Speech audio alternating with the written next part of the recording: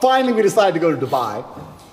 We were in Czech Republic at the time, and we decided to go to Dubai, and I said, let's stop in Romania so I can repack a suitcase. So that's it. That's the only reason. That's the only reason. So jet left Prague, landed in Romania. My jet was still on the runway.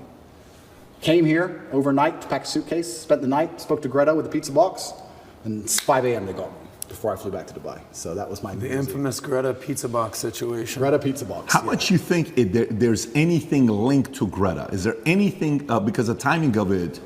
Yeah, I don't think she specifically said that. Of course. But there are certainly people within the Matrix machine that you can't attack without catching flack for. There's certainly protected people. It's absolutely and utterly a club, and you're either in the club or you're outside of the club. She's certainly in the club, right? So if you say certain things about certain people, or you get a beef with X amount of people, or you discredit a certain person, they're going to try very hard to teach you a lesson for doing that. And you can see very clearly who's in the club and who isn't by the Philip Schofield situation. This is a man who has groomed boys and had sex with them, but he's in the club. All of the media headlines after 2 days are, let's have compassion, feel sorry for him, his mother's upset.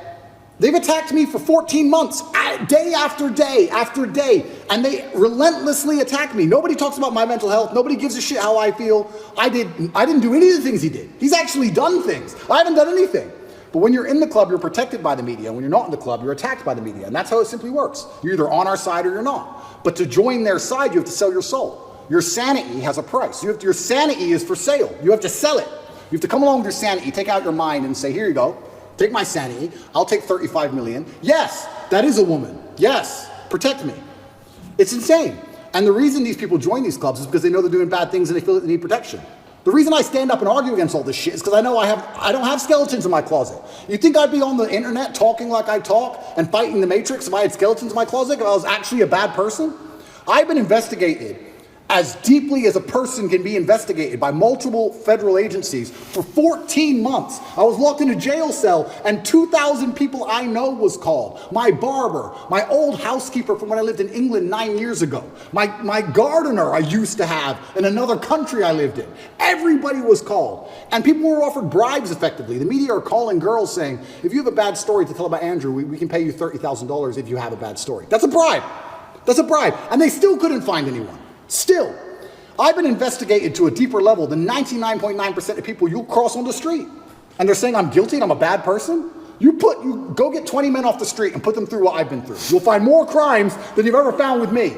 Absolute clown world. It's insane. And if I was part of the club, none of this would be happening. The media would be on my side. They wouldn't be hitting me this hard. They wouldn't be lying about me. All I had to do was sell my soul and sell my sanity, and I refused. And they're trying to punish me for it. That's what's happening. Then you watch the interview with you. The first question they ask you was, what's the first question? Hey, you've been accused of serious crimes, rape or something like that.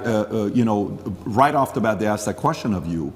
And then you see the interview, Lucy Williamson, I believe, her first question was, you're facing some very serious allegations. Have you raped anybody? That's the open question that they ask you. And the video they put up, the first one, they take it down. The second video they put up, that's 12 minutes like the highlight one, they turn, the comment section is open. There's 80,000 plus comments there. Then you look at Philip Schofield. Yeah. And you just brought up Philip Schofield. For people that don't know who Philip Schofield, do you mind explaining to people who he is? Yeah, he was a TV presenter in England. He was very famous. He ran the morning show. And he was grooming children for a very long time. And all the staff knew about it. And the people who worked on the show with them were being groomed by him. And everybody knew. And it was all a big ha-ha-ha joke. And now he's come out saying, oh, please don't pick on me. I feel sad. And the media is saying, I'll leave the guy alone. The interesting thing about him is his brother, Timothy Schofield, I don't know if you know about his brother. Oh, what, the one who's in jail for being a pedophile?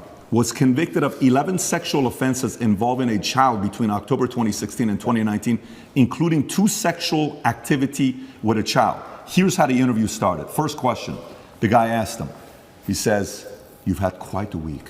How are you? Opening question. Versus the question they ask you on the opening, right? And then he turns around and says, the media's interest in the affair was motivated partly because of homophobia, alleging that an affair with a much younger woman would have not generated such a scandal. So he gets protected. Yep. And he says, all those people who write those stuff, do they ever think that there's actually a person on the other end, right? This is proven. By the way, this is the part where even when somebody's watching you and saying, Why are they taking him to court? Maybe he did something. Why are they taking Trump to court? Maybe he did something. Why are they taking this guy? He must have done something. There must have been something there, right? Absolutely. Philip is part of the club, and I'm not. And this is the thing. I'm a mentally resilient person, right? 14 months they've attacked me. I'm not going to sit and complain about that because that's not how I operate as a man. 14 months they've complained about me. If you type Romania, human trafficking, you type in any of these things, my name comes up, my face, I'm a bad person. I've lost all my bank accounts. I've lost all my social media accounts. I've been vilified all across the matrix in every single possible way. They print my face every single day with something negative next to it daily. Nobody gives a shit about my mental health, right? Because I'm the enemy. And like you said, they sit with Philip. Are you okay? Are you okay? We heard your mom's upset, that poor old lady. Maybe everyone should stop talking about it because his mom's upset. Let's not talk about it anymore because his mother's old. You're either part of the club or you're not. You have to sell your sanity nowadays. If you sell your sanity, you're afforded protections. That's the reality of it, because if you're a sane thinking person, you don't buy their bullshit. And that's what upsets them. They don't want anybody who thinks for themselves. They need you to they want you to believe exactly what's on the television screen.